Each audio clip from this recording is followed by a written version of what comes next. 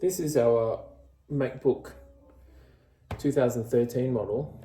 Amazing machine. Like, it was working really well until, unfortunately, we got water damage. One of our kids tried to clean up some of the plasticine with a wet cloth, and now it's completely dead.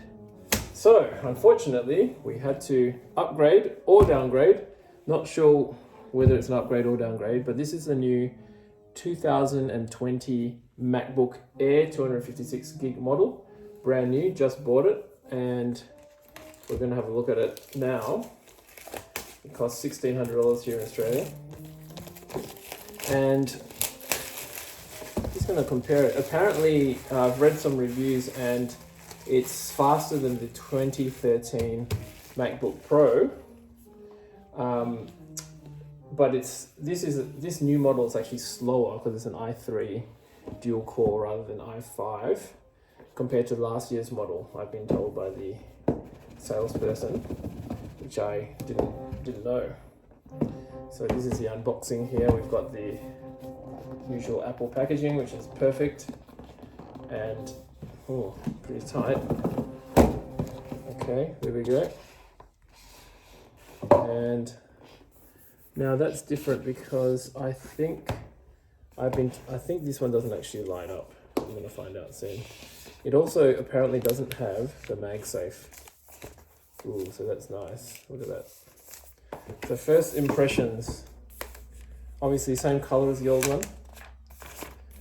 We've got the silver. There was a gold version, but the gold version, we decided that we didn't really like the color at the end because it's a kind of weird gold. It's not rose, I don't think it's rose gold, and it's not the iPad gold. It's not this gold. It's kind of rose gold, but it looks weird. So we didn't get it. So this is the silver. So first impressions in terms of size, this is the MacBook Pro 2013.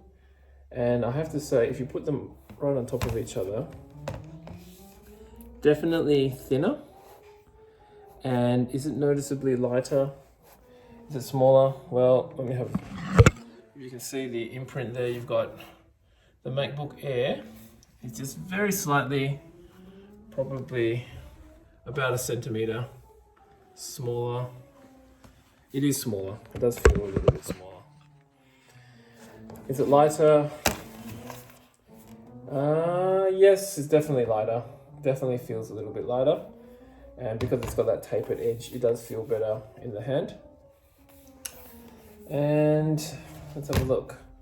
Obviously with the older MacBook Pros, they had more ports. So you've got the power connector, you've got the Thunderbolts, USB-A, B, you've got the headphone jack here.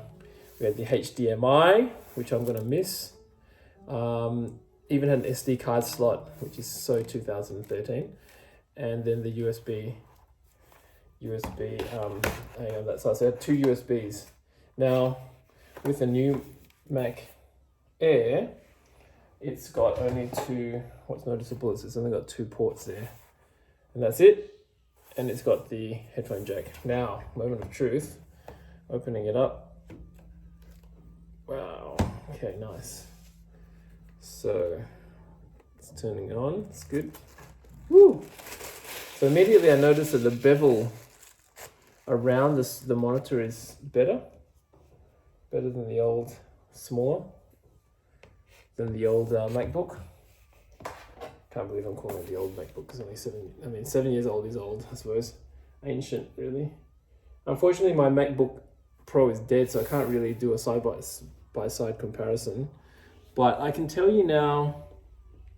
To use English as the main language, press the return key. That's nice. 若要以简体中文 Ooh, to use let's choose the right language, otherwise English we'll be as lost for the the rest of main this language, process. press the return key. Okay, thank you. But on that note, this is called the Magic Keyboard. Oh, I also noticed that it's got the speakers are here, left and right. You can't see the speakers on the MacBook Pro. I don't know whether it's going to sound any better. Initial impression is that the sound is maybe slightly better. I'm a bit picky with sound, so I would never use laptop for sound anyway. So, got to pick the country that we're in. It's probably going to ask for Wi-Fi and all that, so I'm not going to do that now. It's tempting. The monitor so far, it's a Retina display, and the maximum bright, I don't know, it looks kind of similar. I'd have to say this, it kind of looks similar from memory to the other one. It is a True Tone display, meaning that it does change color. And that's a bit like the iPad Pro. This is the old iPad Pro, by the way.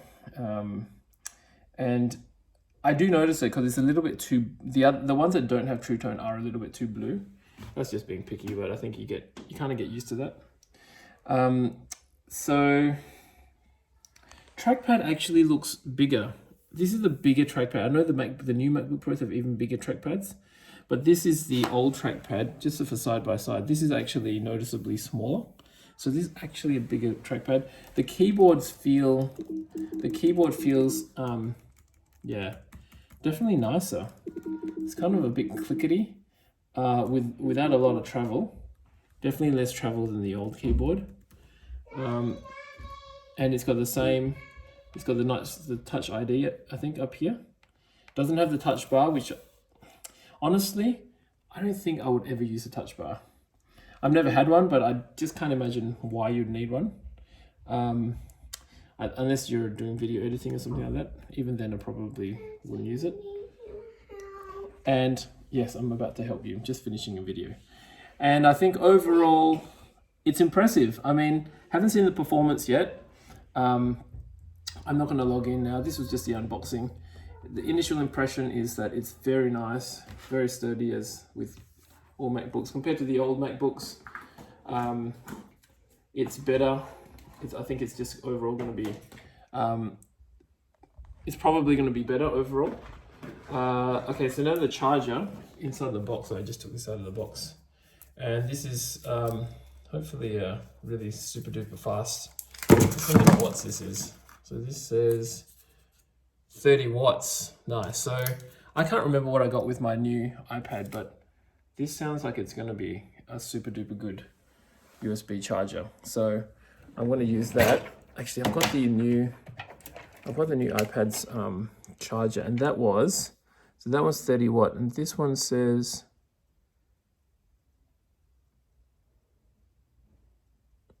it says 3 amps, 5 volts, 3 amps, or 9 volts, 2 amps.